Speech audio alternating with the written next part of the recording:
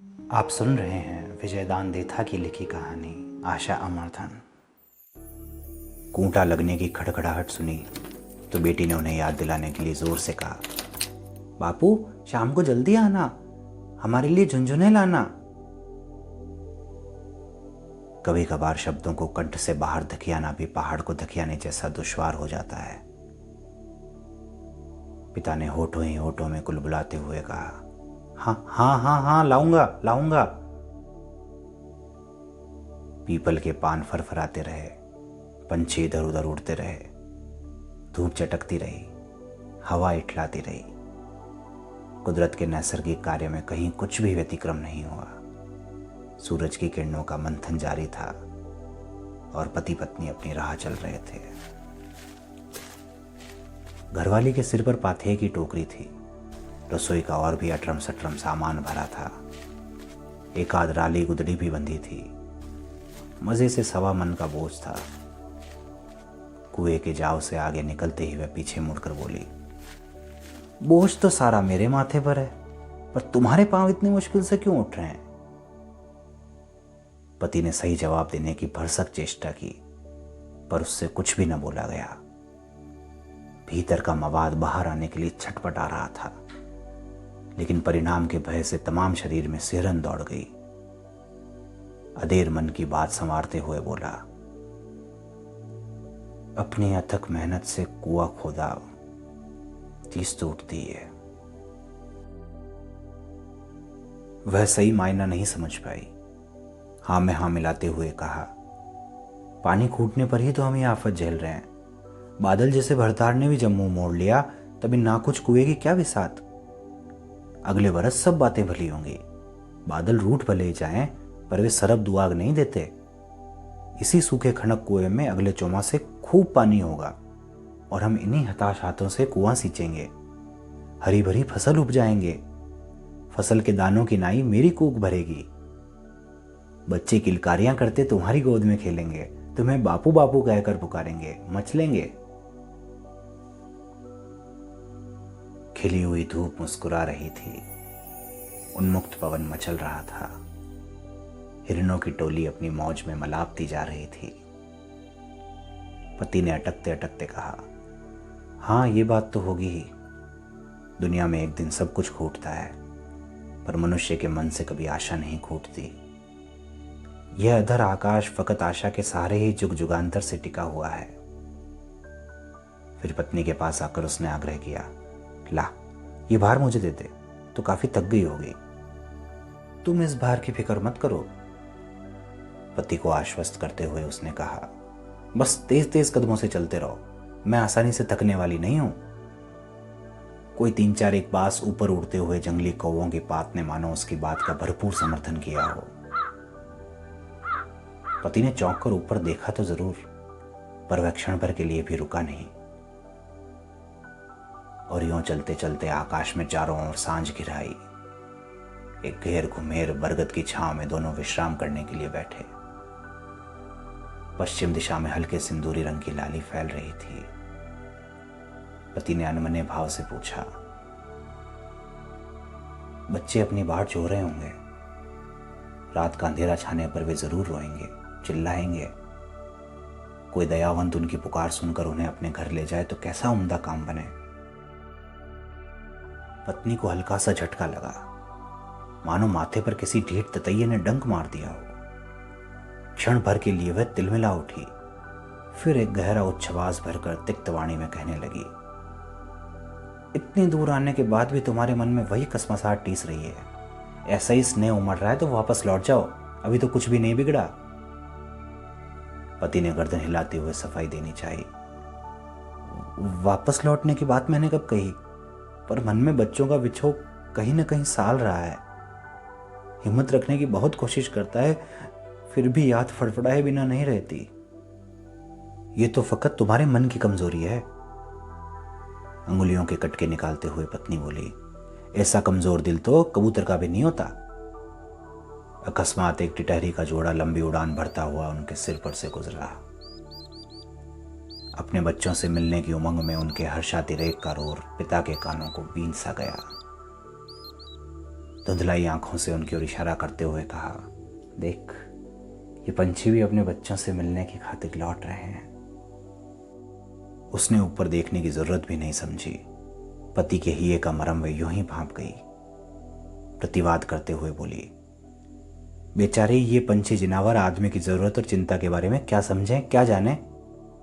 इनमें इतनी बुद्धि है ही कहाँ जो दूर की सोच सकें, भविष्य की सार संभाल कर सकें, उसे संवार सकें। और तो और ये पानी तक भर कर नहीं रख सकते। हर बार प्यास लगने पर पानी की टोह में भटकते रहते हैं। और आदमी अपनी सुविधा के लिए परिंदे में पानी भर के रखता है, टांका और कुआं खुदवाता है। ऊंट, हाथी और घोड़े उनकी जरूरतों के लिए नहीं, आदमी की खातिर अपनी पीठ पर बोझ ढोते हैं। अपने गले उतरेगा तो अपनी भूख मिटेगी। आदमी का मगज मिला है तो आदमी की तरह सोचो समझो। पति ने मन ही मन अपनी भूल मंजूर की।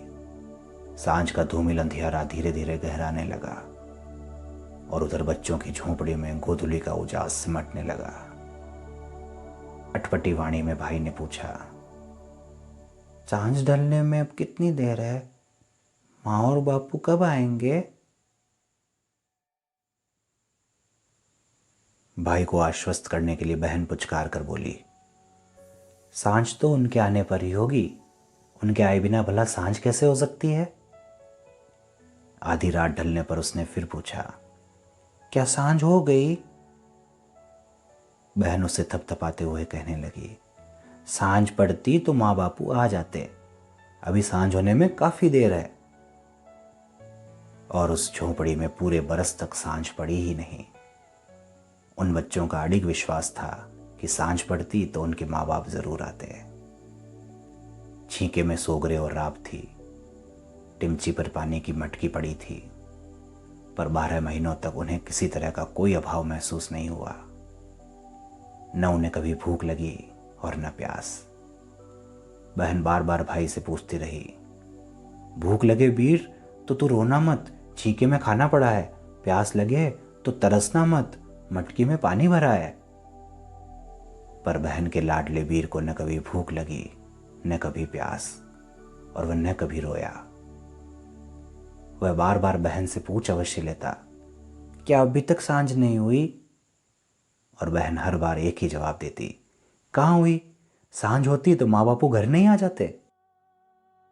बाकी सारी दुनिया में तो बखतसर दिन उगता और बखतसर ही ढलता। हमेशा बखतसर ही सांझ होती। पर उन अनाथ बच्चों की झोंपड़ी में 12 महीनों तक लंबा ही लंबा दिन खिंचता रहा। पूरे 1 बरस के उपरांत ऋतुओं का प्रत्यावर्तन संपन्न हुआ। सावन भादों के दौरान काले कजरारे बादल धरती पर ऐसे बरसे कि कुछ पूछो मत। मानो समंदर ही उलट पड़ा हो।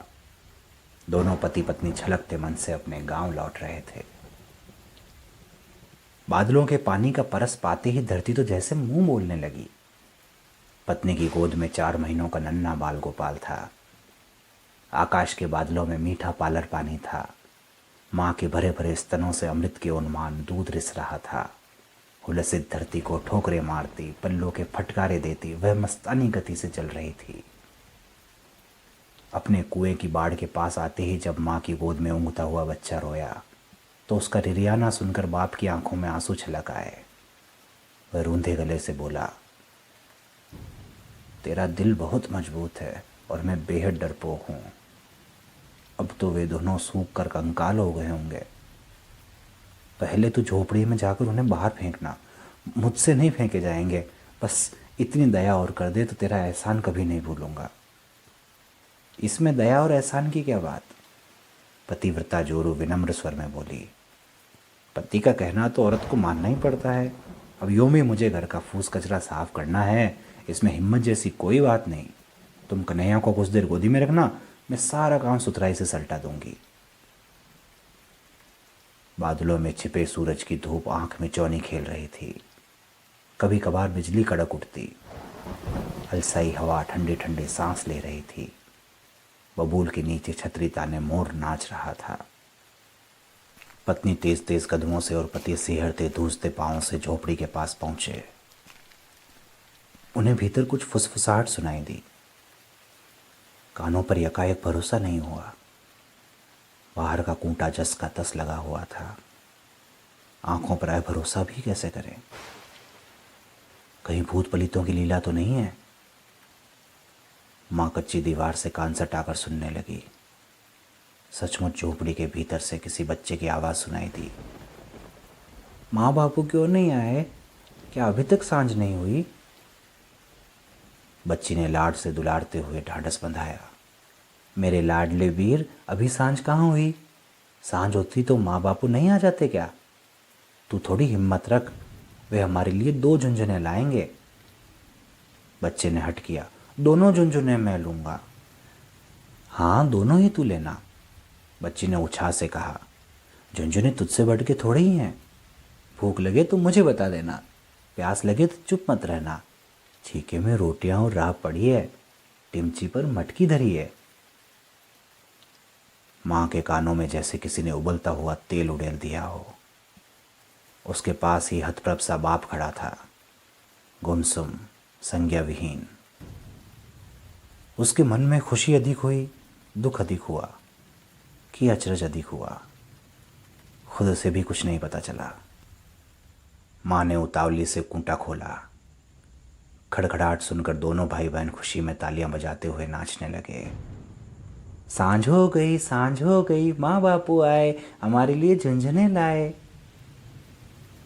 पर झुंझुनों के बदले उनके गालों पर 2-2 तमाचे इनायत हुए। रोष के मारे वह दांत पीसते हुए बोली, दुष्ट हरामजादों, तुम अभी तक जीवित हो, मरे नहीं। तुम शैतानों से तो मौत भी बिदकती है। माँ का इतना कहना हुआ कि दोनों बच्चे चक्कर घिन्नी खाकर अधेड़ नीचे लुढ़क पड़े। माँ का विकराल रूप देखकर मौत ने उन्हें तुरंत गले लगा लिया। बाप ने उन्हें पागलों की तरह खूब झिंझोड़ा, तब भी उनकी आंखें नहीं खुली, मानो विश्व जगत के समूचे आलोक को वे अपने भीतर लील रही हों।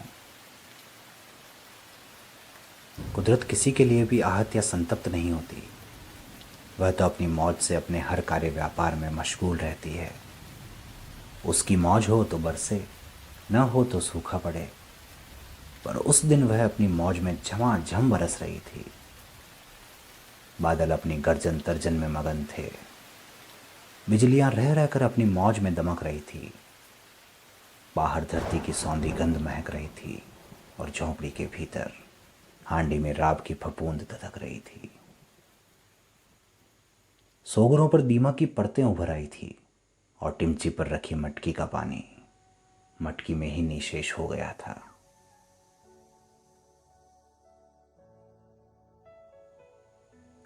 यदि पड़ी पड़ी मटकियां यों पानी सोखती रहे तो प्यासे गलों का क्या हाल होगा? यह मामूली सा प्रश्न आज भी युग युगांतर से अनुत्तरित है, क्योंकि समंदरों के होठ सिले हुए हैं और बादलों के कंठ अवरुद्ध हैं। यदि आपको ये कहानी पसंद आई है तो इसे लाइक करें, अपने प्रियजनों के साथ शेयर करें और चैनल को सब्सक्राइब करना ना भूलें। साथ ही बेल आइकन को दबा दें ताकि आपको सारी नोटिफिकेशन समय समय पर मिलती रहे। धन्यवाद।